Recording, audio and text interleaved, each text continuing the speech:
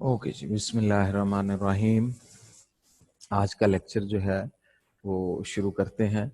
तो first of all, कल के लेक्चर का प्रीवियस जो हमने मैक्रो इकोनॉमिक्स का शुरू किया था, उसमें किसी किस्म का कोई क्वेश्चन है या कोई चीज़ आप पूछना चाहते हैं तो रेज हैंड कर लें, अदरवाइज फिर हम नेक्स्ट 2 मेथड जो हैं उनको शुरू करते हैं।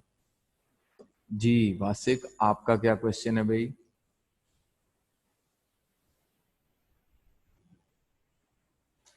वासिक, आपका माइक शायद अनम्यूट है, म्यूट है, अनम्यूट कर लें इसे।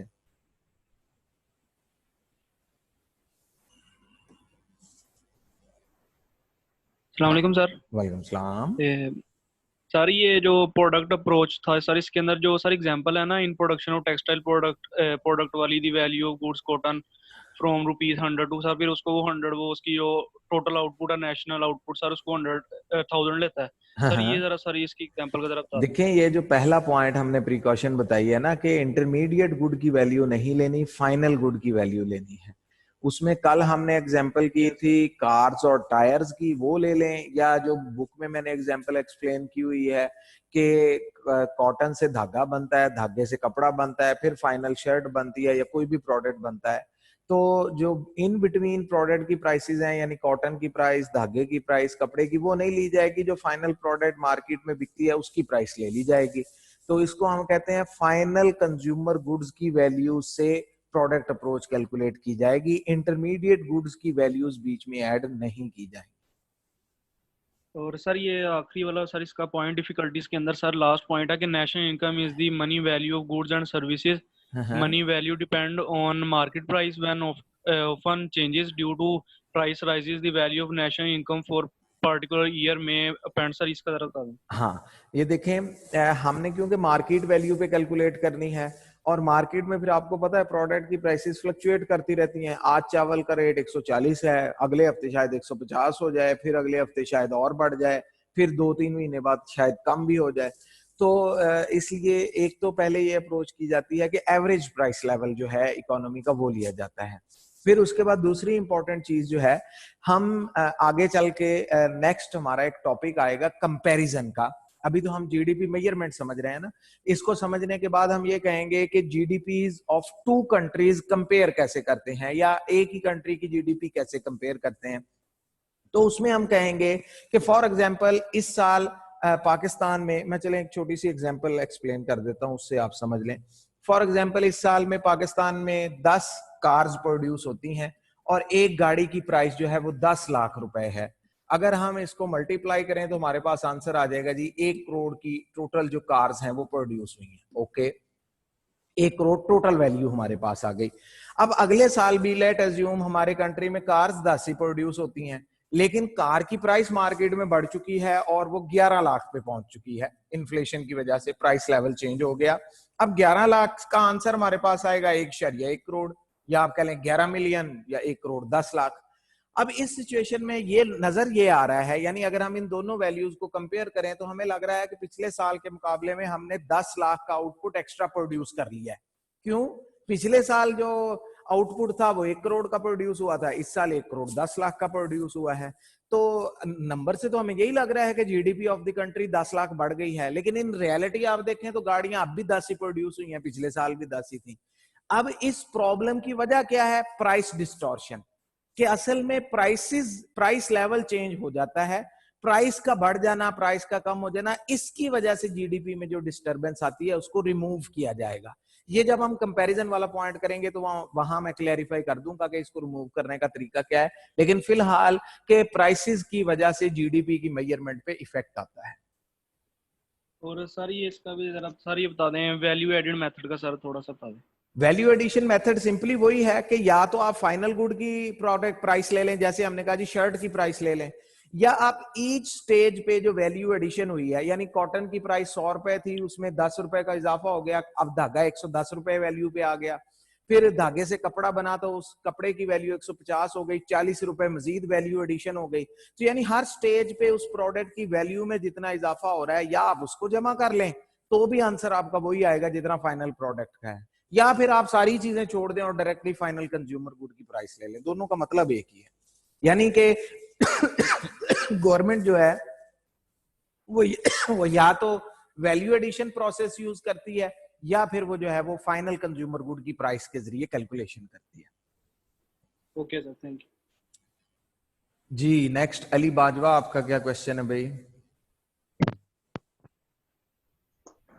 सर ये जो कल वाला पॉइंट था equilibrium in balance of payments, sir जो हमारी एक्सपोर्ट्स जितनी इक्वल क्यों होनी चाहिए इंपोर्ट्स के, मतलब हम जितना ज्यादा नहीं, ये देखिए मैंने कल इसीलिए आपको हाइड कर दिया था कि ये अभी आपका कंसर्न या टॉपिक नहीं है कि एक्सपोर्ट ज्यादा हो तो अच्छा है या बुरा है, इंपोर्ट ज्यादा हो, क्योंकि ये तो पूरा चैप्टर ही इंटरनेशनल ट्रेड का हमारा आखिरी चैप्टर आएगा, तो डिटेल्स तो सारी की सारी वहां पे आएंगी कि एक्सपोर्ट्स ज्यादा हैं तो क्या फायदा है क्या नुकसान है, इंपोर्ट ज्यादा है तो क्या फायदा क्या नुकसान है, और फिर वहां पे हम एक्सप्लेन करेंगे कि इक्विलिब्रियम बैलेंस पे लाना जो है वो क्यों जरूरी है। यहाँ तो सिर्फ आपसे ये पूछा जा रहा है कि मैक्रो इकोनॉमिक्स के टारगेट्स क्या होते हैं, तो आप उनमें से सिर्फ सिंपली एक्सप्लेन कर देंगे कि बैलेंस ऑफ पेमेंट को इक्विलिब्रियम पे लाना ये एक टारगेट है, जो 4 मेन ऑब्जेक्टिव हमने डिस्कस किया उनमें से एक ये भी है। तो वो इस पे तो खैर पूरा चैप्टर है ना, इसलिए काफी लेंथी थ्योरी है, वहां पे इंशाल्लाह डिटेल डिस्कशन होगी। जी सर ठीक है। ओके जी, देन जी तैयबा, आपका क्या क्वेश्चन है भाई? अस्सलाम वालेकुम सर। वालेकुम सलाम।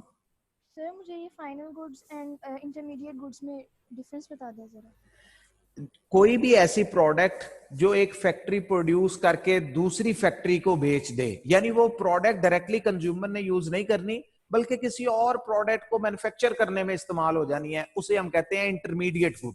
मसलन जैसे हमने कल एग्जांपल की थी, नेशनल कंपनी के टायर्स हैं। अब ये जो नेशनल कंपनी टायर्स बनाती है ये फाइनल गुड नहीं है, क्यों? वो टायर बना के सुजुकी कंपनी को बेच देते हैं, सुजुकी कंपनी जो अपनी गाड़ी बनाती है उसमें वो 4 टायर लगाते हैं और मार्केट में बेचते हैं। तो यानी कि जब सुजुकी कंपनी की गाड़ी 10, 15 या 20 लाख की कीमत पे मार्केट में आएगी तो उसमें टायर्स की कॉस्ट तो पहले ही ऐड होगी। तो हम टायर्स को as a separate output consider ही नहीं करते, हम कहते हैं कि ये प्रोडक्ट एक्चुअली किसी और प्रोडक्ट में एज ए इनपुट यूज हो जाना है, इसलिए इसकी वैल्यू इग्नोर कर दें, सिर्फ फाइनल प्रोडक्ट की वैल्यू ले लें, उसमें गाड़ी की वैल्यू भी होगी टायर्स की भी होगी। तो ऐसे तमाम गुड्स जो हम आप लोग पब्लिक कंज्यूमर्स डायरेक्टली इस्तेमाल नहीं करते, सब मैं कई एग्जांपल दे सकता हूं। मसलन फॉर एग्जांपल धागा बनता है, ये जिनिंग फैक्ट्रीज हैं, स्पिनिंग फैक्ट्रीज हैं, वो कॉटन से धागा बनाती हैं। अब धागा मैं या आप तो नहीं खरीदते, उस धागे को टेक्सटाइल सेक्टर वाले खरीदते हैं, वो उस धागे से कपड़ा बनाते हैं, हम उस रॉ कपड़े को भी नहीं खरीदते, अगेन वो इंटरमीडिएट गुड है। वो कपड़ा फिर आप कह लें जो है वो प्रिंटिंग, डाइंग या स्टिचिंग वालों के पास जाता है, वहां से एक शर्ट या ड्रेस या सूट बन के निकलता है, हम वो सूट खरीदते हैं। तो जो सूट कंज्यूमर ने खरीदना है फाइनली, वो आपका जो है वो कंज्यूमर गुड है, फाइनल गुड कह लें इन अदर वर्ड, उसकी वैल्यू ले ली जाएगी। जो इन बिटवीन इंटरमीडिएट गुड्स थे कि 100 अरब का धागा प्रोड्यूस हुआ, 100 अरब का कपड़ा, वो छोड़ दें, क्योंकि धागे या कपड़े की वैल्यू तो उसमें कपड़े में फाइनली इंक्लूड हो ही चुकी है। ओके जी, देन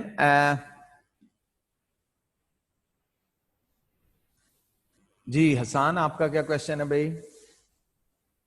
सर हम इस प्रोडक्ट मेथड के अंदर हम लोग किस चीज को ऐड अप कर रहे हैं, बेसिकली जो चीज बेच दी है सर, जो मार्केट में पड़ी हुई है, जब ये गुड्स में आएगा तो?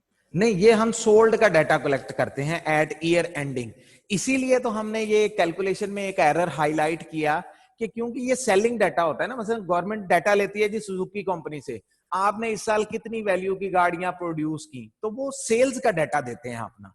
अब उसमें प्रॉब्लम वही आता है जो हमने भी कल हाईलाइट किया जी, 1000 गाड़ी बनी थी लेकिन फॉर एग्जांपल सुजुकी कंपनी ने 900 बेची है, तो वो कोट कर देते हैं जी 900 cars.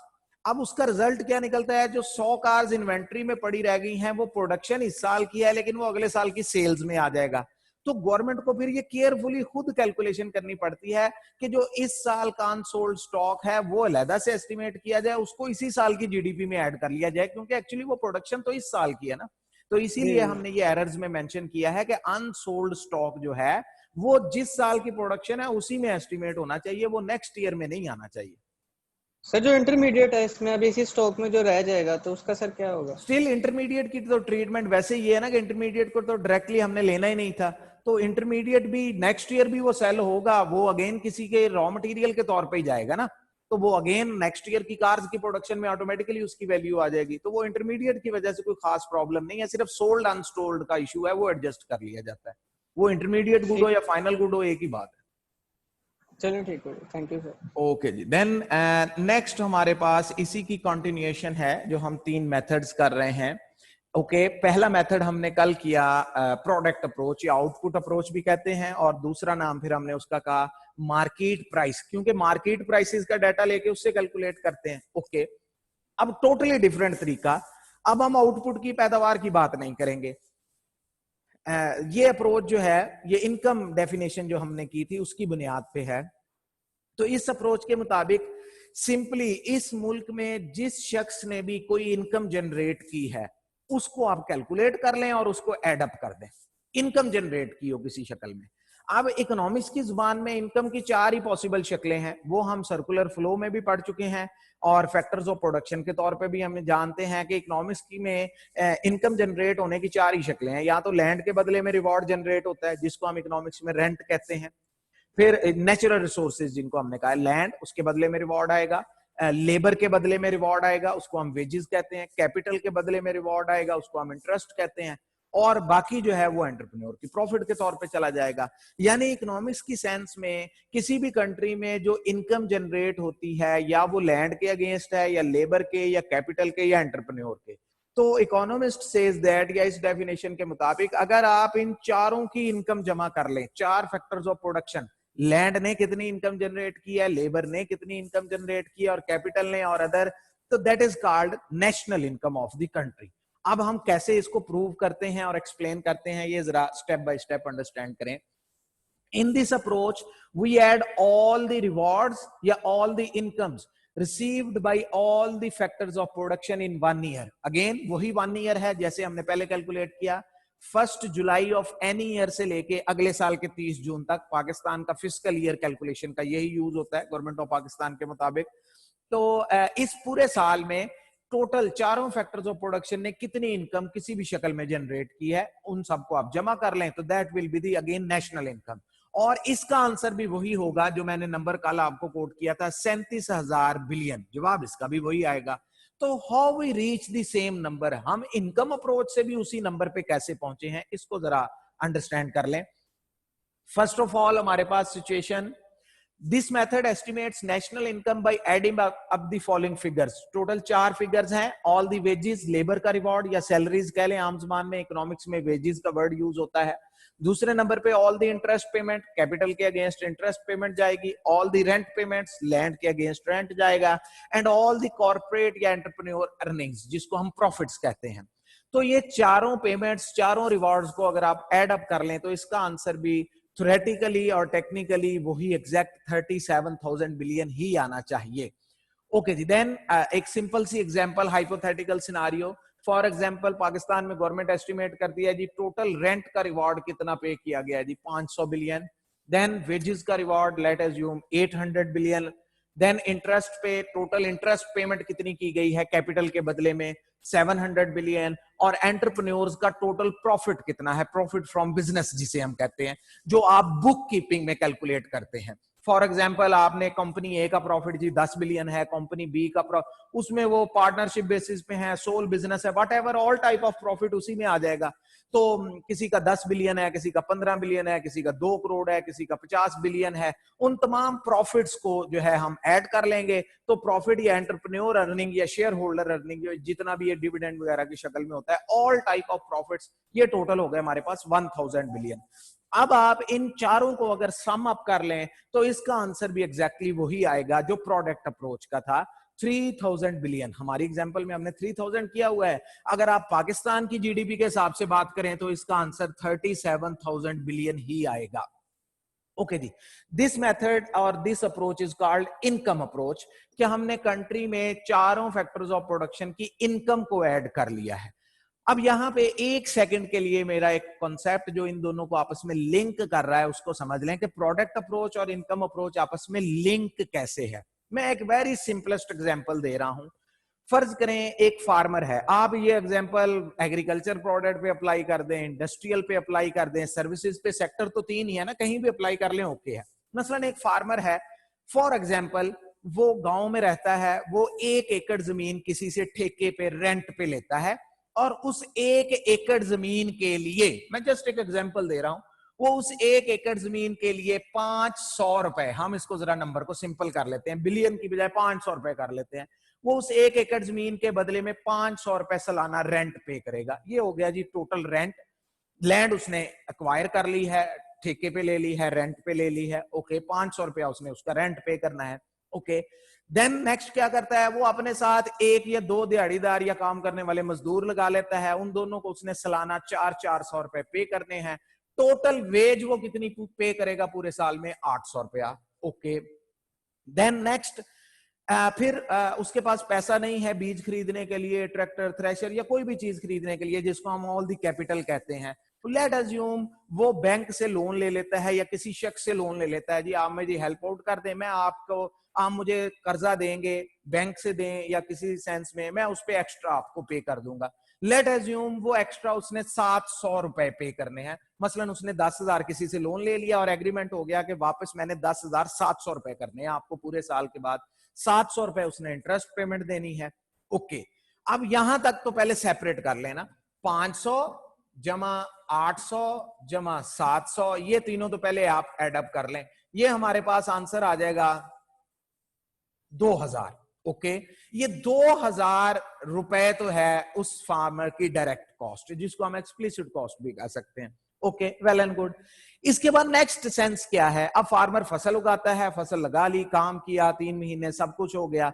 Farmer for example, farmer total 100 kilo फसल तैयार कर लेता है, आउटपुट अप्रोच के मुताबिक टोटल फसल कितनी है, 100 किलो, और 1 किलो की मार्केट में उसे 30 रुपए कीमत मिल जाती है। जस्ट एन एग्जांपल, 100 किलो उसने फसल तैयार कर ली, आउटपुट अप्रोच से हमने कहा जी कितना आउटपुट प्रोड्यूस हुआ, 100 किलो, मार्केट वैल्यू क्या है इसकी, 30 रुपए पर किलो, टोटल वैल्यू क्या बनेगी जी, 3000 रुपए का प्रोडक्ट अप्रोच के मुताबिक टोटल आउटपुट प्रोड्यूस हुआ है। तो ये जो प्रोडक्ट आउटपुट और इसके दरमियान डिफरेंस है, 3000 का आउटपुट प्रोड्यूस हुआ, फार्मर ने 2000 तो बाकी तीनों को पे कर देना है, तो बाकी जो 1000 बचेगा वो कहां जाएगा, वो फार्मर एक्चुअली एंटरप्रेन्योर है, वो उसकी पॉकेट में चला जाएगा। ये 1000 रुपए एंटरप्रेन्योर का प्रॉफिट आ गया। तो this is the technical way to understand कि कल जो एक स्टूडेंट ने क्वेश्चन भी किया था कि ये इनकम अप्रोच और ये आपस में मैच कैसे करते हैं। देखें, एक बहुत बड़ी कंफ्यूजन माइंड में क्लियर कर लें, जो अकाउंट्स के स्टूडेंट्स की अक्सर औकात ये गलती रहती है और बहुत बड़ा प्रॉब्लम क्रिएट करती है। अकाउंट्स के स्टूडेंट्स की हैबिट होती है प्रॉफिटेबिलिटी कैलकुलेट करना, इनकम कैलकुलेट करना, कॉस्ट ऐड करें जी, रेवेन्यू करें जी, दोनों को कैलकुलेट करें जी, फाइनल बैलेंस शीट का आंसर निकाल लें जी, इतना प्रॉफिट हुआ। आप जो अकाउंटिंग में कैलकुलेशन करते हैं वो सिर्फ इस 1000 बिलियन की कर रहे होते हैं कि एंटरप्रेन्योर्स का प्रॉफिट कितना है, आप बाकी चीजें तो एज ए कॉस्ट ले रहे होते हैं। और जब हम नेशनल इनकम मेजर करते हैं तो हमने सिर्फ एंटरप्रेन्योर का प्रॉफिट तो नहीं देखना, हमने तो ये देखना है टोटल इनकम कितनी जनरेट हुई है। अब एंटरप्रेन्योर ने जो अपनी लेबर को 500 रुपया सैलरी दे दी है, वो भी तो इस कंट्री में इनकम जनरेट हुई है। जो उसने कैपिटल पे इंटरेस्ट पे कर दिया है, जो उसने लैंड पे रेंट पे कर दिया है, तो इनकम तो वो जनरेट हुई है। आप तो सिर्फ बुक कीपिंग में एंटरप्रेन्योर का प्रॉफिट चेक कर रहे थे, वो ठीक है, आपने कैलकुलेट कर लिया, 1000 आ गया। तो बाकी तीनों फैक्टर्स ऑफ प्रोडक्शन की इनकम भी आप एड अप करेंगे तो टोटल 4 शक्लें हो गई। चारों फैक्टर्स ऑफ प्रोडक्शन की इनकम को आप सम अप कर लें तो टेक्निकली एंड थ्योरेटिकली ये आंसर एग्जैक्टली इक्वल होना चाहिए, और होता भी है थोड़े बहुत एरर्स के साथ।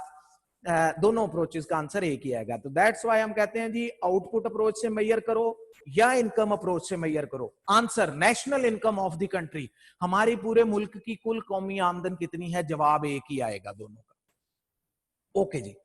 देन अब इनकम अप्रोच में गवर्नमेंट इस तरीके से भी तीनों तरीके एट ए टाइम इस्तेमाल हो रहे हैं। ये नहीं है कि गवर्नमेंट सिर्फ एक यूज करेगी, तीनों यूज हो रहे हैं।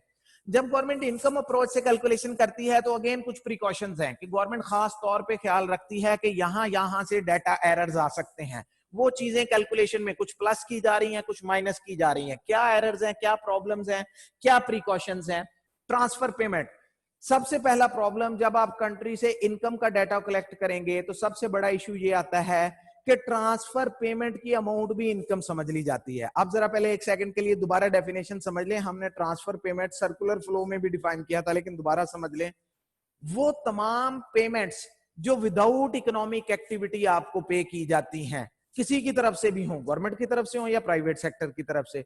मसलन ये 4 पेमेंट जो हमने कैलकुलेट की है, ये तो इकोनॉमिक एक्टिविटी है ना। लैंड का रोल है, लेबर का रोल है, कैपिटल का रोल है, एंटरप्रेन्योर का रोल है। उन्होंने अपना रोल प्ले किया, उसके बदले में रिवॉर्ड जनरेट कर लिया। अब इससे हट के आपको कौन सी पेमेंट मिल रही है? फॉर एग्जाम्पल गवर्नमेंट किसी स्टूडेंट को 1 लाख रुपए सालाना स्कॉलरशिप देना शुरू कर देती है, वो कोई जॉब नहीं कर रहा, ना लैंड प्रोवाइड कर रहा है, ना लेबर, ना कैपिटल, ना एंटरप्रेन्योर, गवर्नमेंट उसे पैसे दे रही है। पेंशन होल्डर्स हैं हमारे मुल्क में, ज़कात की पेमेंट्स हैं, चैरिटी की कैटेगरीज में पेमेंट्स हैं, ये जितने इनकम सपोर्ट प्रोग्राम है, आप उसका नाम BISP रख लें, बेनजीर इनकम सपोर्ट प्रोग्राम, आप उसका नाम एहसास प्रोग्राम रख लें, व्हाटएवर नाम कोई भी यूज कर लिया जाए, लेकिन ऑल दी पेमेंट्स जो किसी भी चारों फैक्टर्स ऑफ प्रोडक्शन की इकोनॉमिक एक्टिविटी के बगैर हों, उन तमाम पेमेंट्स को इकट्ठा करके हम कहते हैं ट्रांसफर पेमेंट्स। अब देखें, जब गवर्नमेंट डाटा कलेक्ट करती है तो उसमें ये एक बिल्ट इन एरर है, इनकम अप्रोच से जब आप डाटा कलेक्ट करेंगे तो पेंशन होल्डर भी अपनी इनकम बताते हैं, स्कॉलरशिप्स वाले भी सब बताते हैं, तो यानी अगर गवर्नमेंट ने 200 अरब रुपया ट्रांसफर पेमेंट में पे किया था तो ये 200 अरब रुपया हमें माइनस कर देना चाहिए। ये एक्चुअली नेशनल इनकम का हिस्सा नहीं है, क्योंकि हम तो इकोनॉमिक एक्टिविटी मेजर कर रहे हैं, ये तो वैसे ही दे दिया गया है किसी भी एक्टिविटी के बगैर, तो ये नेशनल इनकम में नहीं आएगा। हम आज नेक्स्ट 6 कॉन्सेप्ट्स का एक टॉपिक आज शुरू ना भी हुआ तो कल हो जाएगा इंशाल्लाह, या आज ही हो जाएगा, उसमें एक पॉइंट आएगा, हम 6 डिफरेंट डेफिनेशन करेंगे, उसमें एक फर्क आएगा, नेशनल इनकम क्या है और पर्सनल इनकम क्या है। पर्सनल इनकम में हम इसे कैलकुलेट करेंगे कि आप लोगों से पूछें जी आपकी जाती आमदन कितनी है, तो वो लैंड के बदले में जो कमाएगा वो भी बताएगा और जो पेंशन मिल गई है उसे वो भी बता देगा। पर्सनल इनकम में दोनों चीजें आएंगी। लेकिन जब हम नेशनल इनकम मेजर करते हैं तो नेशनल इनकम का मतलब होता है इकोनॉमिक एक्टिविटी के बदले में जो इनकम जनरेट हुई, तो ट्रांसफर पेमेंट्स उसमें इंक्लूड नहीं की जाएंगी। नेक्स्ट प्रॉब्लम क्या आता है, income gain from stock appreciation, या इसको दूसरे लफ्जों में आप कह लें जो प्राइस फ्लक्चुएशन का नतीजा होता है, मार्केट प्राइस फ्लक्चुएशन का। ये आमतौर पे क्योंकि एंटरप्रेन्योर्स के रिवॉर्ड में नहीं आता, ना ये चारों फैक्टर्स ऑफ प्रोडक्शन को किसी शक्ल में पे होता है, यानी फैक्ट्री ने एक प्रोडक्ट मार्केट में बेच दी है, लेकिन मार्केट पहुंचने के बाद उसका रेट स्लाइटली अप या डाउन हो गया है, तो उसका इंपैक्ट जो है वो सेलिंग के बाद मार्केट फ्लक्चुएशन का नहीं आता। तो जो थोड़ी बहुत आप कह लें स्टॉक एप्रिसिएशन, यानी पड़े हुए प्रोडक्ट की, जो प्रोड्यूसर के पास नहीं पड़ा हुआ, मार्केट में रिटेलर के पास पड़ा है, तो उसकी एप्रिसिएशन उसको इसमें से निकाल दिया जाता है, वो कैलकुलेशन में नहीं। अगेन ये पर्सनल इनकम में जा सकता है लेकिन नेशनल इनकम में मेजर नहीं होता। Then private transfer of cash, ये ट्रांसफर पेमेंट की ही शक्ल है लेकिन ये प्राइवेट लेवल पे है। जैसे गवर्नमेंट स्कॉलरशिप, चैरिटीज और फलां चीजें दे रही है, पेंशन, प्राइवेट सेक्टर में भी गिफ्ट्स हैं, लोग एक दूसरे को गिफ्ट देते हैं, वो इनकम कंसीडर नहीं होनी चाहिए। चैरिटीज पे करते हैं, ज़कात मैकेनिज्म है पूरे मुल्क में और कई तरह का मैकेनिज्म है। तो प्राइवेट लेवल पे भी जो इकोनॉमिक एक्टिविटी के बगैर किसी को पेमेंट की जा रही है वो भी नेशनल इनकम का हिस्सा नहीं मानी जाएगी, उसको रिमूव किया जाएगा। यानी अगर कैलकुलेशन में आ चुकी है किसी वजह से तो उसको निकाल दिया जाएगा, या अदरवाइज हमें पहले ही पता चल जाता है कि ये चैरिटी पे की गई है तो उसको हम जो है इग्नोर कर देंगे। देन 4th नंबर पे ब्लैक मनी और इलीगल इनकम, जितनी भी आप कह लें इलीगल इनकम है, कैसीनोज, गैम्बलिंग, जो किसी भी कंट्री की इलीगल इनकम, मसलन कई कंट्रीज में कैसीनो इनकम को लीगल समझा जाता है, उस पर टैक्स भी लगता है, वो रिकॉर्डेड इनकम है, वहां पर नहीं है। लेकिन जिन मुल्कों में कैसीनोज, गैम्बलिंग, इस तरह का करप्शन और इस तरह का जो पैसा है वो सब का सब ब्लैक और इलीगल मनी है, उसको काउंट नहीं किया जाता नेशनल इनकम में।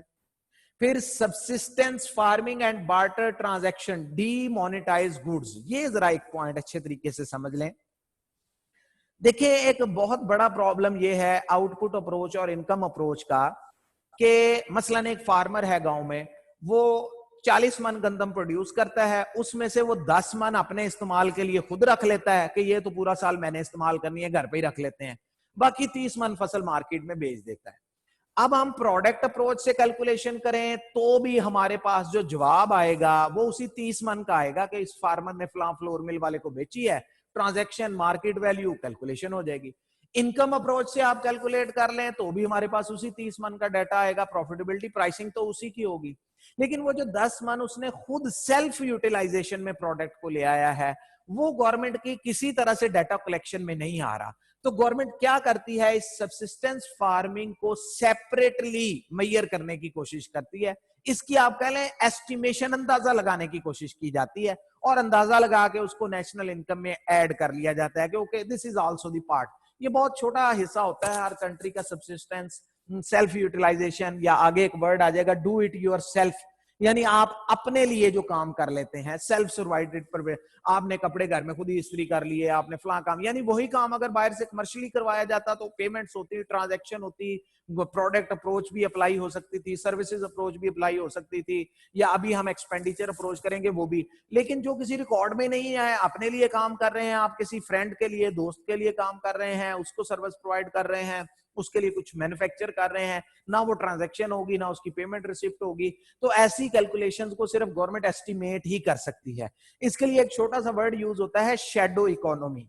शैडो इकोनॉमी का टॉपिक आपके सिलेबस में नहीं है, लेकिन आप ये समझ लें कि शैडो इकोनॉमी एक पैरेलल मेजरमेंट टेक्निक है। एक्चुअली हम क्या मेजर कर रहे हैं और जो ऐसी चीजें मिस हो रही हैं उनकी मेजरमेंट भी ऐड कर ली जाए तो शैडो इकोनॉमी क्या बनती है। यानी आप कह लें अंदाजा लगा रहे हैं। एक्चुअल इकोनॉमी तो साफ जाहिर है फिर जो एग्जैक्ट डाटा अवेलेबल है उसी के जरिए एस्टिमेट की जाती है। देन नेक्स्ट है नॉन डिस्ट्रीब्यूटेड, मुआज एक मिनट भाई, नॉन डिस्ट्रीब्यूटेड कॉर्पोरेट इनकम। फिर इसमें एक प्रॉब्लम यहाँ पे ये आता है, देखें अभी हमने एग्जांपल की थी, फॉर एग्जांपल ये जो अभी हमने टेबल बनाया हुआ था, इसमें हमने कहा जी प्रॉफिट हुआ है टोटल 1000 बिलियन। अब ये जो 1000 बिलियन है ये टोटल प्रॉफिट ऑफ बिजनेस है, ये अर्निंग ऑफ एंटरप्रेन्योर्स है। अगर तो ये पूरे का पूरा 1000 बिलियन वाकई ट्रांसफर हो जाएगा ऑनर्स को, मसलन इसमें बहुत सी कंपनीज ऐसी होंगी जो शेयर होल्डर कंपनीज हैं, और कंपनी फैसला करती है जी हमें 100 अरब रुपया प्रॉफिट हुआ है, 10 बिलियन हमने रिटेन कर लेना है। रिटेन करने का मतलब अपने पास रोक लेना है। 90 बिलियन हम शेयर होल्डर्स को तकसीम कर देते हैं डिविडेंड के तौर पे, प्रॉफिट के तौर पे। 10 बिलियन हमने रख लिया है जी, हमने प्लांट मेंटेनेंस पे लगाना है, हमने नई मशीनें खरीदनी है, हमने कुछ भी करना है, व्हाटएवर, हमने अपनी जो है वो बाइंग कैपेसिटी बेहतर करनी है, कुछ ना कुछ कैश होना चाहिए, पर्पस कोई भी हो। लेकिन अगर अर्न किए हुए प्रॉफिट में से कुछ हिस्सा रोक लिया जाए जो एंटरप्रेन्योर की पॉकेट तक ना पहुंचे, तो इकोनॉमिस्ट ये सजेस्ट करते हैं फिर उसको भी माइनस कर देना चाहिए। जितनी भी रिटेन्ड अर्निंग है, वो 10% है, 5% है या 15% है, वो भी निकाल दें, क्योंकि वो टेक्निकली एंटरप्रेन्योर की पॉकेट तक तो पहुंचा ही नहीं है। तो एंटरप्रेन्योर की पॉकेट तक पहुंचने वाला जो है उसको हम नेशनल इनकम या चारों फैक्टर में से जो किसी को भी पे होगा उसको कंसिडर करेंगे। जो पे ही नहीं हुआ उसको फिर हम रिटेन्ड अर्निंग कहते हैं, वो भी इग्नोर कर दीजिए। अब ये इसमें मैंने एक तरह से आप कह लें 2-3 फालतू पॉइंट भी दे दिए, क्योंकि प्रिकॉशन में ज्यादा से ज्यादा आपसे वो 4 पॉइंट पूछता है, तो ये 6-7 पॉइंट हमने इसमें कर लिए। वो जब भी कहता है जी इनकम अप्रोच की प्रिकॉशंस लिख दें, एहतियात लिख दें, क्या गवर्नमेंट एस्टिमेट करते हुए किन बातों का ख्याल करती है, तो ये 7 पॉइंट है, इनमें से आप एनी 4 जो है वो हाईलाइट कर सकते हैं। जी अवैस आप बताएं क्या क्वेश्चन है। वालेकुम सलाम। स्टॉक एप्रिसिएशन का दोबारा बताइएगा। स्टॉक एप्रिसिएशन का बच्चे मतलब ये है कि एक्चुअली आप प्रोड्यूसर हैं, फॉर एग्जांपल आप बिस्किट्स बना के बेचते हैं, आपने बिस्किट्स का जो है वो 1000 यूनिट प्रोड्यूस किया, पैक्स मार्केट में सप्लाई कर दिए। मार्केट में पहुंचने के बाद रिटेलर के पास पहुंच गए हैं, अब फॉर एग्जांपल उसके पास पड़े हुए मार्केट में अचानक उसका रेट 2 रुपए बढ़ जाता है, डिमांड की वजह से बढ़ गया, किसी वजह से बढ़ गया। अब ये जो 2 रुपए बढ़ने से है, इकोनॉमिस्ट ये सजेस्ट करते हैं कि जब आपने मार्केट वैल्यू का डाटा लेना हो तो ऐसी स्टॉक एप्रिसिएशन जो है उसको प्राइस में इंक्लूड ना किया जाए, यानी आप उसी प्राइस को कंसीडर करें जिस पे प्रोड्यूसर ने सेल किया था। क्यों? अगर आप ये कैलकुलेशन कर लेंगे कि मैं जस्ट एक एग्जांपल दे रहा हूं कि फर्ज करें प्रोड्यूसर ने 10 रुपए के हिसाब से बेचा था, मार्केट में अब 12 का बिक गया है, डिमांड अचानक इतनी बढ़ गई थी। अगर आप 12 की मार्केट प्राइस ले लेंगे तो आपका आंसर इनकम अप्रोच का और प्रोडक्ट अप्रोच का मैच ही नहीं करेगा। इनकम अप्रोच 2 रुपए कम आंसर दे रही होगी क्योंकि चारों फैक्टर को तो वही 10 रुपए रिसीव हुए हैं, लेकिन जो हमारी प्रोडक्ट अप्रोच है उसमें आपने 12 रुपए की वैल्यू पे कैलकुलेट किया है, वो ज्यादा आंसर दे रही होगी। तो टेक्निकली एंड थ्योरेटिकली दोनों आपस में मैच करने चाहिए। जी मुआज आपका क्या क्वेश्चन है भाई?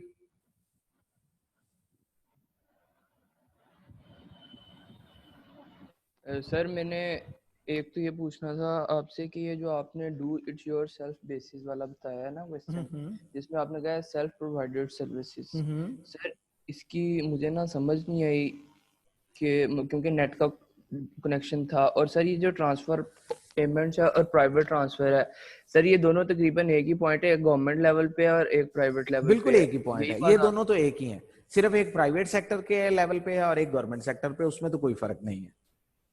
और सर ये जो है ना आपने हाँ, सेल्फ प्रोवाइडेड सर्विस, ये सेल्फ प्रोवाइडेड का मतलब ये है, देखें सिंपल सी बात है, मसलन आप कहते हैं जी कि मैं ड्रेस है एक, मैं खुद ही धो लेता हूं उसको और खुद ही प्रेस करके मैं पहन लेता हूं। अब अगर यही काम आप मार्केट में किसी धोबी से, आप ड्राई क्लीनर के पास चले जाएं, उसे सूट दें कि ये पैंट शर्ट है, इसे धो के प्रेस कर दें, वो कहता है ठीक है 100 रुपए लगेंगे, आप काम करवा लें।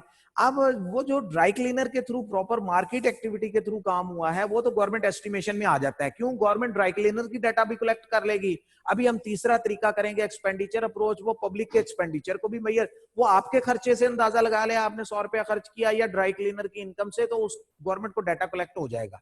लेकिन अगर आपने यही काम फॉर योर सेल्फ खुद कर लिया है घर पे, अब इकोनॉमिक एक्टिविटी परफॉर्म हो गई है, आपने एक एक्टिविटी कर ली है, लेकिन उसकी मेजरमेंट गवर्नमेंट के किसी रिकॉर्ड में नहीं आ रही, तो गवर्नमेंट एक पैरेलल कैलकुलेशन करने की कोशिश करती है कि जी हमारी टोटल इकोनॉमी का साइज फॉर एग्जांपल 100 करोड़ है, तो इसमें से शैडो इकोनॉमी के तौर पे सेल्फ सर्विसेज 2 करोड़ की होंगी, शायद 3 की होंगी। उसकी एक बहुत लंबी टेक्निक है शैडो इकोनॉमी की, लेकिन गवर्नमेंट के पास एस्टिमेशन टेक्निक्स भी हैं कि जो डाटा कलेक्ट हो गया है वो तो हमने कैलकुलेट कर ही लेना है, कुछ ऐसा डाटा जो कलेक्शन से रह गया है उसको कैसे एडजस्ट करना है, क्योंकि वो एक्टिविटी तो परफॉर्म हुई है कंट्री के अंदर और उसकी इकोनॉमिक वर्थ भी है उस एक्टिविटी की। जी सर ये तो फिर वही हो गया ना फ्री काउंटिंग सर्विसेज। हाँ हाँ वही है। देखिए ना, ये तीनों चीजें जो है ना, subsistence farming, do it yourself या फ्री सर्विसेज, ये तीनों बातें मिक्स हैं।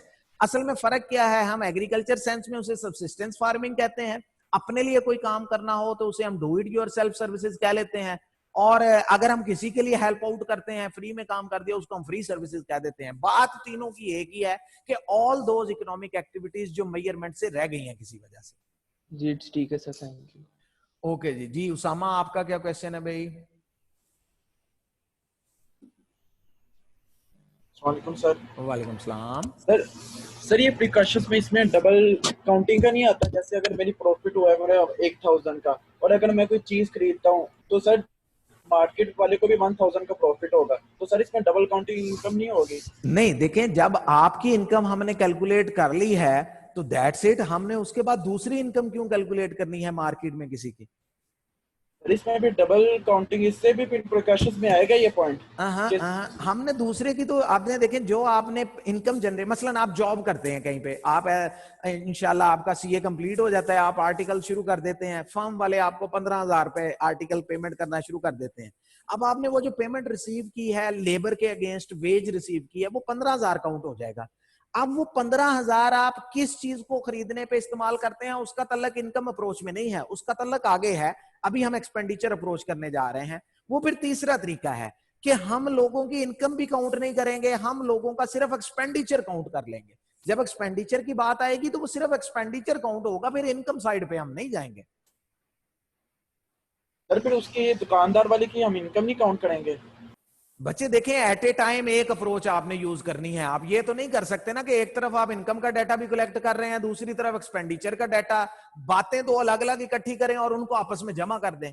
या लोगों की इनकम काउंट कर लें या लोगों का जो एक्सपेंडिचर है वो काउंट कर लें। ओके जी, देन नेक्स्ट हमारे पास थर्ड अप्रोच है एक्सपेंडिचर अप्रोच। ओके, यानी अब हम कहने ये जा रहे हैं कि एक सेकंड के लिए हम ये भी छोड़ देते हैं कि मुल्क में कितना आउटपुट प्रोड्यूस हुआ, उसकी मार्केट वैल्यू क्या बनती है, आउटपुट अप्रोच भी इग्नोर कर दें। हम ये भी एक सेकंड के लिए छोड़ देते हैं जी कि लोगों की इनकम का डाटा कलेक्ट करो, लैंड के बदले में कितनी इनकम, लेबर, कैपिटल और एंटरप्रेन्योर, उसको आपस में जमा करो, हम ये भी छोड़ देते हैं। There is an third way, तीसरा तरीका भी है कि अगर हम इस तीसरी चीज का डाटा कलेक्ट कर लें और उसको जमा कर लें तो भी हमें पता चल जाएगा कि हमारी नेशनल इनकम वही 37,000 बिलियन ही है, या हमारी हाइपोथेटिकल बुक वाली एग्जांपल के मुताबिक 3,000 बिलियन ही है।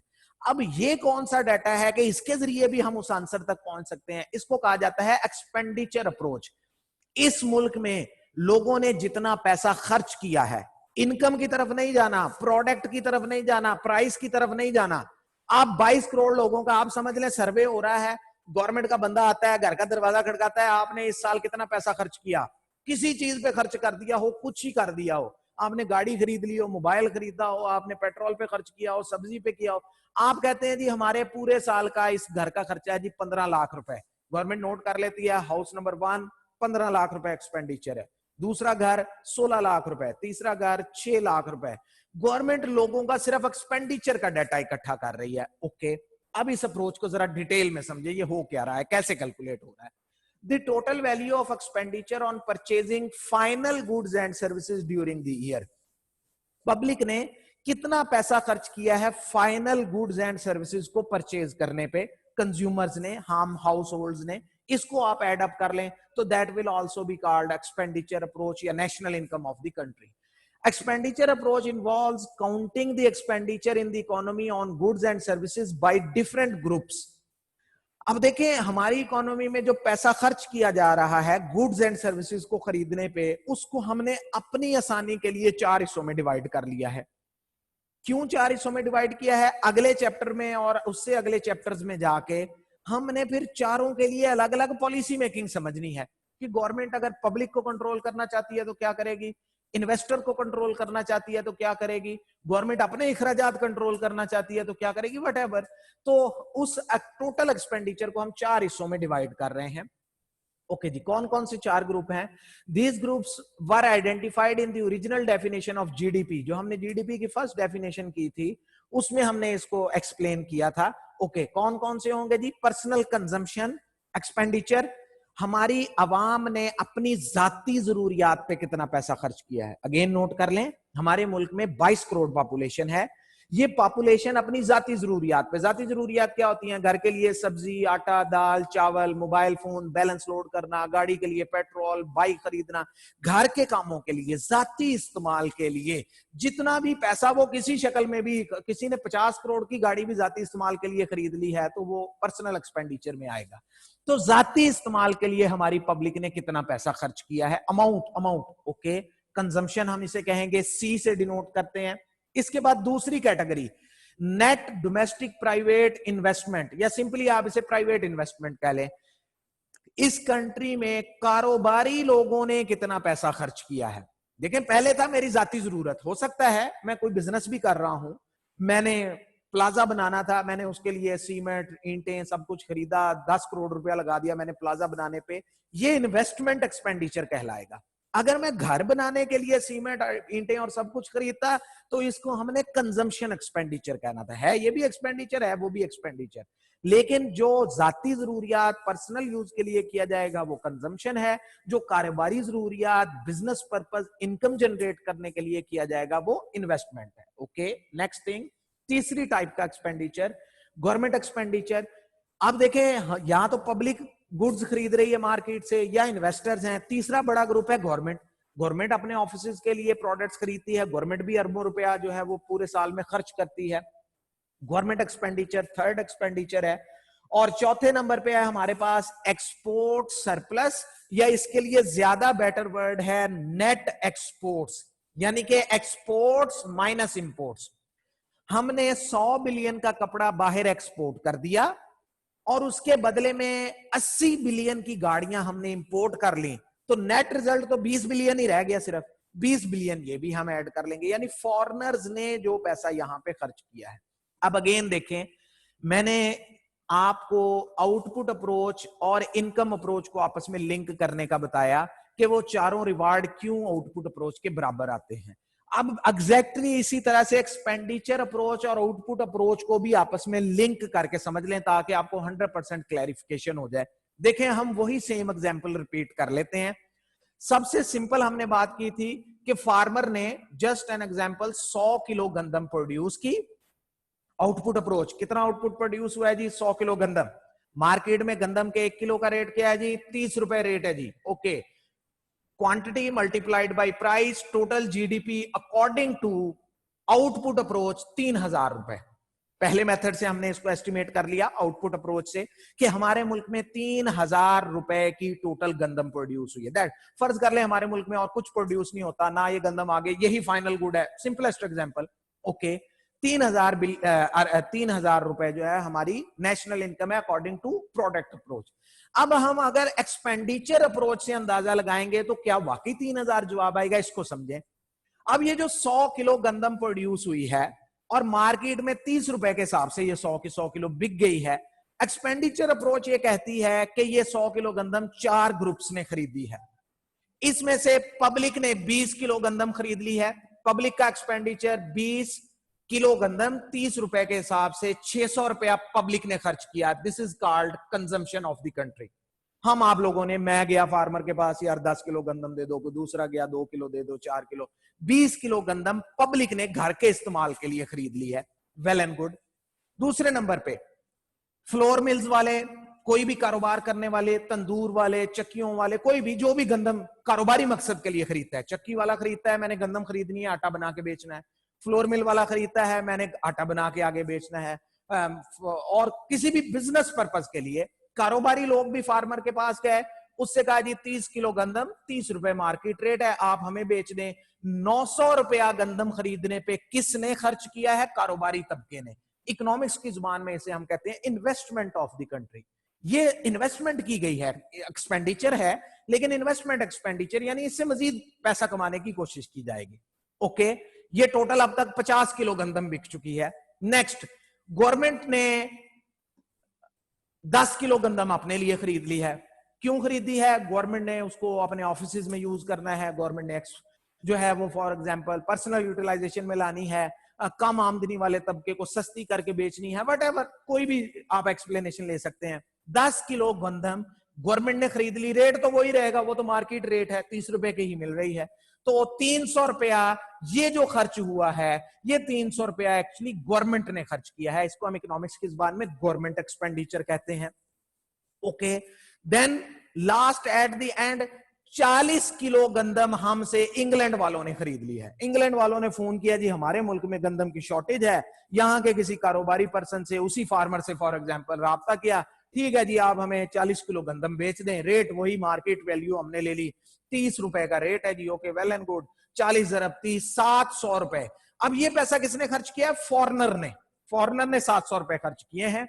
और फॉरेनर ने जो पैसा खर्च करना है उसको हम आम जुबान में कहते हैं जी एक्सपोर्ट। हमने गंदम एक्सपोर्ट कर दिया जी, तो एक्सपोर्ट वैल्यू या एक्सपोर्ट एक्सपेंडिचर हमारे पास आ जाएगा 700।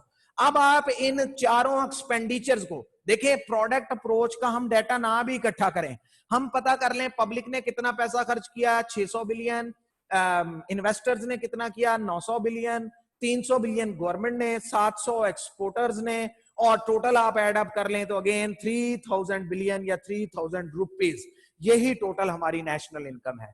तो this is the third method कि आप लोगों का, पब्लिक का एक्सपेंडिचर जमा करके भी, मैं एक सेकंड बच्चे क्वेश्चन लेता हूं, मैं इसकी प्रिकॉशंस पहले कर लूं, उसके बाद फिर मैं ये क्वेश्चन लेता हूं आपका।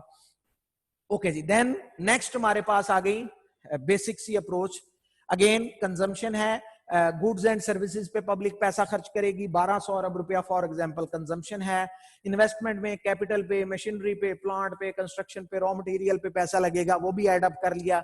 1000 बिलियन जो है वो इन्वेस्टमेंट कैटेगरी में एक्सपेंडिचर हो गया।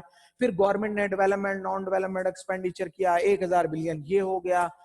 एक्सपोर्ट्स है हमारी 600 बिलियन की, 800 बिलियन की हमने रिवर्स इंपोर्ट कर ली, पॉजिटिव वैल्यू कम है, नेगेटिव ज्यादा है, -200 बिलियन। तो 1200, 1000 और -200, इनका फाइनल आंसर भी हमारे पास क्या आ जाएगी जी? 3000 बिलियन। अब देखें, ये सारे का सारा डाटा एक्सपेंडिचर का इकट्ठा हुआ है। हमें नहीं पता प्रोडक्ट कितनी है, हमें नहीं पता मार्केट प्राइस किस चीज की कितनी है, हमें नहीं पता लोगों की इनकम कितनी है। हमने 1 बाय 1 पब्लिक से, कारोबारी लोगों से, गवर्नमेंट से, फॉरेनर से, हमने ये डाटा इकट्ठा कर लिया, इस मुल्क में कुल कितना पैसा खर्च किया गया है, सारे एक्सपेंडिचर्स को जमा कर लिया। टेक्निकली एंड थ्योरेटिकली आंसर इसका भी वही आना चाहिए, और ये हमेशा always equal to each other होते हैं। तो दीज आर द 3 अप्रोचेस। अब इसके प्रिकॉशंस नोट कर लें, फिर मैं आपसे क्वेश्चंस लेता हूं। अगर गवर्नमेंट एक्सपेंडिचर अप्रोच से डाटा इकट्ठा करती है तो 2-4 पॉइंट जो खास तौर पे गवर्नमेंट एस्टिमेशन में बहुत केयरफुली एडजस्ट करती है कि ये गलतियां ना हो जाएं। कौन कौन से पॉइंट है? सबसे पहली चीज अनसोल्ड प्रोडक्ट, वही जो हमने प्रोडक्ट अप्रोच में कहा था कि अनसोल्ड प्रोडक्ट जो है, जो पिछले साल के अनसोल्ड पड़े रह गए हैं, वो इस साल की जीडीपी में कैलकुलेट नहीं होंगे, क्योंकि वो हम पिछले साल की जीडीपी में ऐड करवा चुके हैं। तो एक तो ये है, क्योंकि असल में खराबी ये होती है कि जब आप एक्सपेंडिचर से डाटा इकट्ठा करते हैं, मैंने गाड़ी खरीदी है फॉर एग्जांपल जनवरी, ये मसलन आज 2 जुलाई है, मैं आज टोयोटा कंपनी के शोरूम पे जाता हूं, मैं गाड़ी खरीद के ले आता हूं। अब गवर्नमेंट ने जो डाटा इकट्ठा किया है, जिसको हमने कहा था आउटपुट अप्रोच, उसमें तो उसने उस गाड़ी को कैलकुलेट कर लिया है 2019-20 की जीडीपी में, और मैं किस साल खरीद के लाया हूं, अब 2020 और 21 का फिस्कल ईयर शुरू हो चुका है, मैं तो 2 जुलाई को गया हूं शोरूम पे।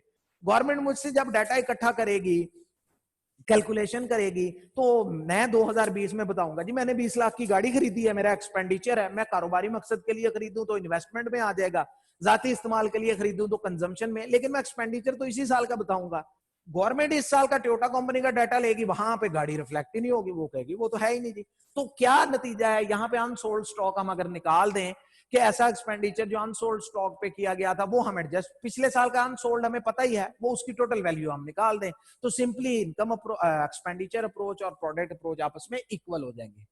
देन नेक्स्ट जो प्रिकॉशन है प्राइस डिस्टॉर्शन। ये दो प्रॉब्लम्स होते हैं। देखें प्रॉब्लम कहां पे आएगा, अगेन ये समझ लें, मसलन ये हम प्रोडक्ट अप्रोच में भी कर चुके हैं कि 100 रुपए प्रोडक्ट की प्राइस है, 17 रुपए उस पर गवर्नमेंट ने जीएसटी लगाया हुआ है, उसकी मार्केट वैल्यू कितनी बनती है जी 117 रुपए। हमने प्रोडक्ट अप्रोच में भी कहा था कि इनडायरेक्ट टैक्सेस इंक्लूड नहीं होने चाहिए। जब आप मार्केट डाटा कलेक्ट करेंगे तो या तो 17 रुपए यहीं पे निकाल दें, 100 काउंट कर लें, या रॉ डाटा पे कैलकुलेशन हो गई है तो टोटल इनडायरेक्ट टैक्स बाद में निकाल दें। यानी इनडायरेक्ट टैक्सेस की रिफाइनमेंट के बाद हमारे पास आंसर प्रोडक्ट अप्रोच का आएगा 100 रुपए का आउटपुट प्रोड्यूस हुआ है। असल वैल्यू तो यही बनती है ना, 17 रुपए तो जीएसटी था। अब जब हम एक्सपेंडिचर अप्रोच से डाटा इकट्ठा करेंगे, अब ये फर्ज करें ये प्रोडक्ट मैंने जाके बाजार से खरीदा है, ये व्हाइट बोर्ड मार्कर है, मैंने पढ़ाना है, मैंने जाके मार्कर मार्केट से खरीद लिया। मुझसे गवर्नमेंट पूछती है जी आपने कितना पैसा खर्च किया, मैं कहता हूं जी मैंने एक मार्कर खरीदा है और 117 रुपए का खरीदा है। गवर्नमेंट 117 रुपए एक्सपेंडिचर में नोट कर लेती है, जवाब तो मैच नहीं करेगा। आपकी आउटपुट अप्रोच कह रही थी 100 रुपए का आउटपुट प्रोड्यूस हुआ है और खर्च करने वाला कह रहा है मैंने 117 रुपए खर्च किए हैं। कैसे एरर रिमूव होगा, जिस तरह आपने इनडायरेक्ट टैक्सेस वहां से माइनस किए थे, इनडायरेक्ट टैक्स यहां से भी निकाल दें कि मैंने जो पैसा खर्च किया उसमें से 17% तो इनडायरेक्ट टैक्स होगा, तो इनडायरेक्ट टैक्स पकड़ के आप निकाल दें, दोनों के जवाब अगेन बराबर हो जाएंगे। तो इस चीज का गवर्नमेंट प्योरली कैलकुलेशन में ख्याल रखती है। देन इलीगल एक्सपेंडिचर है, गैम्बलिंग में पैसा चला गया, रिश्वत में मैंने किसी को पैसा दे दिया, करप्शन, इलीगली इनकम जनरेट कर ली कोई भी, तो ये क्योंकि हमने ना इनकम में कैलकुलेट किया था तो एक्सपेंडिचर में भी नहीं करेंगे। यानी मैंने किसी को 10,000 रिश्वत दे दिया तो गवर्नमेंट इसको एक्सपेंडिचर में नोट नहीं कर लेगी कि ये भी इस बंदे ने पैसा खर्च किया है, क्योंकि अगेन अगर वो नोट कर ले तो आंसर फिर मैच नहीं करेगा, इनकम में तो कोई बताएगा नहीं कि मैंने रिश्वत ली है, तो इसलिए इलीगल एक्सपेंडिचर भी काउंट नहीं होगा। और नेक्स्ट है हमारे पास इन्वेस्टमेंट एज डेप्रिसिएशन अलाउंस। ये एक इंपॉर्टेंट पॉइंट जो है, इसको आप कह लें अंडरलाइन कर लें या इसको टिक कर लें। ये हम कल टॉपिक करेंगे, 6 कॉन्सेप्ट्स या 6 डेफिनेशंस है नेशनल इनकम की, उसमें तीसरी definition NNP net national product calculate होगा, वहां पे मैं आपको एक्सप्लेन करूंगा कि इन्वेस्टमेंट एज डेप्रिसिएशन अलाउंस का मतलब क्या है, इसकी एडजस्टमेंट कैसे है और गवर्नमेंट इसको वेरी केयरफुली क्यों सेपरेटली कैलकुलेट करती है और इसकी एडजस्टमेंट कैसे करती है। ओके जी, अब ये टॉपिक जो है हमारा कंप्लीट हो गया है। अब बताएं आप में से जिसका कोई भी क्वेश्चन है। जी अवैस, आपका क्या क्वेश्चन है भाई?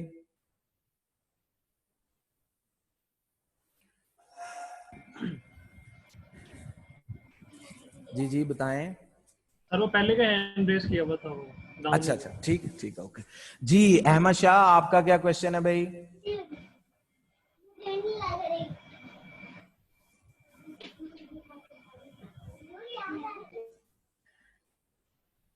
अस्सलाम वालेकुम सर। वालेकुम सलाम। हाँ भाई बच्चे।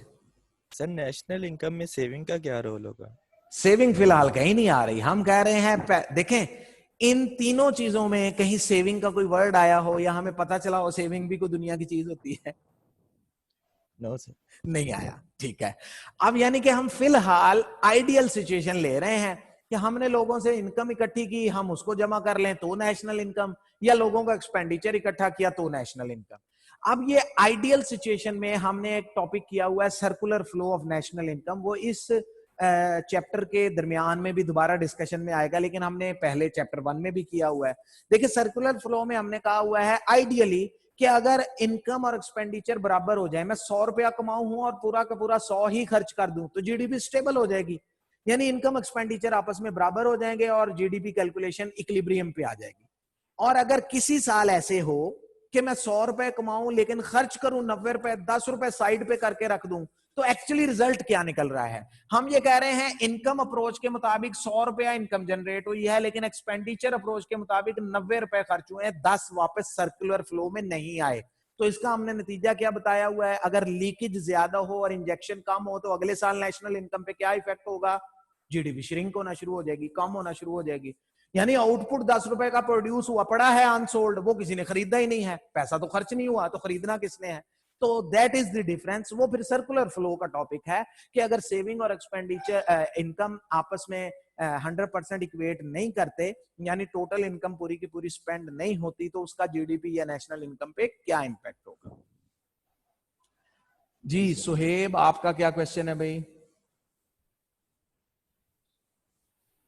सर ये आपने कहा कि 117 की जब हमने मार्केट लिया है तो उसमें से इंटरेस्ट टैक्स 17% निकाल लेंगे जी सर, वो तो फिर 97 चल जाएगा, तो वो वैल्यू तो फिर नहीं इक्वल आएगी। 17% 117 का 97 आएगा, 19.89 बनता है ना 17% 117 का। और यार तो जो उसमें 117 का नहीं, जो उसमें जीएसटी ऐड हुआ है वही अलग से निकालना है। इसीलिए ये आप जैसों के लिए बेचारों ने ना अलग लिखा होता है 100 रुपए प्लस जीएसटी, कि जब पकड़ के निकालना हो तो सिर्फ जीएसटी निकालना, पूरे 117 का 17% ना निकाल देना। इसीलिए वो अलग लिखा जाता है बच्चे, जितना जीएसटी ऐड किया है उतना ही निकालोगे ना, या जितना पे किया है, उसने पे 17 रुपए किए हैं, आप 19 निकाल देंगे। ये तो आपने जी भी क्वेश्चन किया है। ओके जी। जी फैजान, आपका क्या क्वेश्चन है भाई?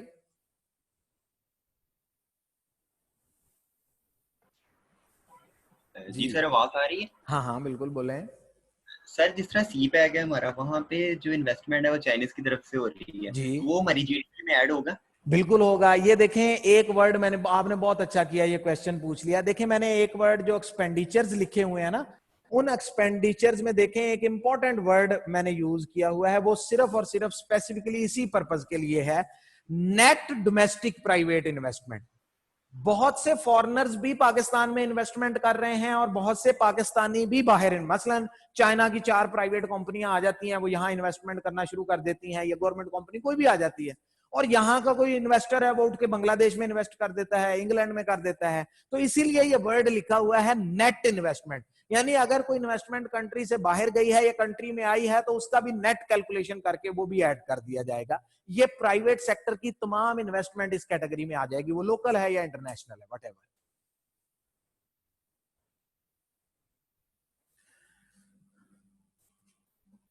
ओके जी। देन इसके अलावा फर्दर अगर किसी का कोई क्वेश्चन है तो बताएं।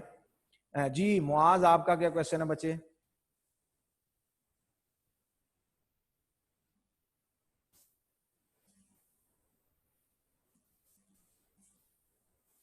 सर मेरा क्वेश्चन ये था, ये जो आपने नेट इनफ्लो बताया है ना सर, इसको थोड़ा सा दोबारा एक्सप्लेन कर दें। देखिए सिंपल बात ये है कि हम ये देखना चाहते हैं, जो जैसे अभी हमने एग्जांपल की थी 100 किलो गंदम प्रोड्यूस हुई, हमने कहा जी 40 किलो गंदम जो कि 40 ज़रब 30 700 रुपए की बनती है, ये हमसे फॉरेनर्स ने खरीदी है, यानी 700 रुपए इनकम हमने बाहर से जनरेट की है।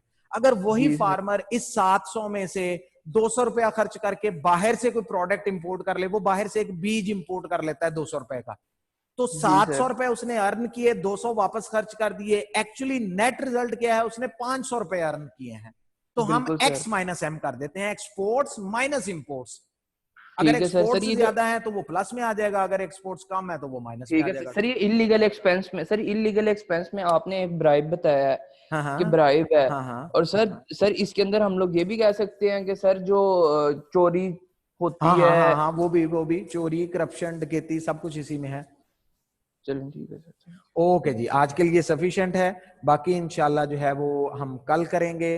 किसी भी किस्म का कोई क्वेश्चन या डाउट हो तो कल फिर पूछिएगा।